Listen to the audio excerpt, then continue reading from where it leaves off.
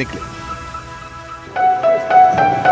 दोपहर ठीक 4 बजे मॉस्को से उड़ा एक प्लेन दिल्ली पालम एयरपोर्ट पर लैंड हुआ। पुतिन को दिल्ली पहुंचने में तब 3 घंटे का वक्त था। स्पेशल प्लेन के दरवाजे खुले, रूसी रक्षा मंत्री आंद्रे बेलोसोव बाहर निकले। सीडीएस जनरल अनिल चौहान खुद अगवानी करने पहुंचे थे।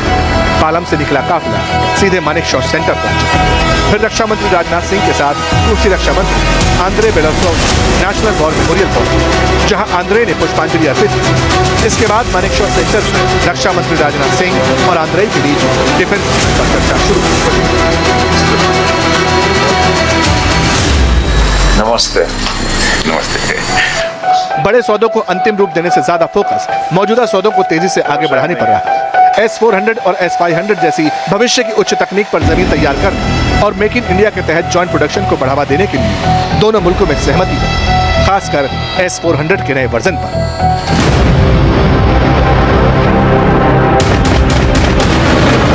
यानी ऑपरेशन सिंदूर 2.0 के लिए अब सुदर्शन चक्र 2.0 के जल्द भारत आने का ग्राउंड तैयार हो चुका है, जिसे भारत लाने का संकल्प पीएम मोदी ने लिया था।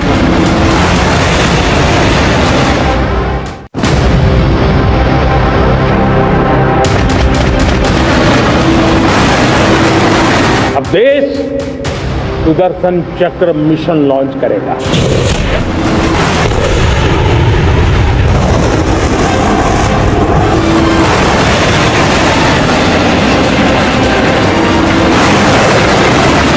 एक पावरफुल वेपन सिस्टम दुश्मन के हमले को न्यूट्रलाइज तो करेगा ही करेगा, लेकिन कई गुना ज्यादा दुश्मन पर हिट बैक करेगा। को जल्द मिल सकता है। पुतिन अपने दोस्त के लिए बड़ी डील ब्लॉक कर चुके हैं, और ये डील इसलिए भी जरूरी है क्योंकि पाकिस्तान अपनी हरकतों से बाज नहीं आएगा। मगर हिंदुस्तान की भी पूरी तैयारी है। भारत की तरफ से बार बार कहा गया है कि ऑपरेशन सिंदूर अभी खत्म नहीं हुआ, यहाँ तक कि भूगोल बदलने की बातें भी हुई, लेकिन इसके लिए भारत को अटैक के साथ डिफेंस पर भी जोर देना होगा। इसीलिए पुतिन के इस दौरे पर सबसे ज्यादा चर्चा S-500 की होनी है, यानी रूस वाले नए एयर डिफेंस सिस्टम।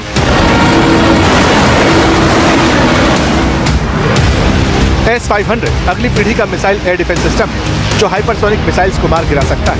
रूस का S-500 स्पेस के पास तक जाकर दुश्मन पर हमला करता है, जिससे भविष्य के युद्ध क्षेत्र में भारत को रणनीतिक बढ़त मिल सकती है। इतना ही नहीं, S-500 की रेंज पृथ्वी की निचली कक्षा यानी लोअर ऑर्बिट को छूती है, जहां इंसान के बनाए सैटेलाइट लगातार गुजरते रहते हैं। ऐसे में जंग के हालात में भारत जब चाहे चीन या पाकिस्तान के सैटेलाइट को मारकर दुश्मन को अंधा कर सकता है।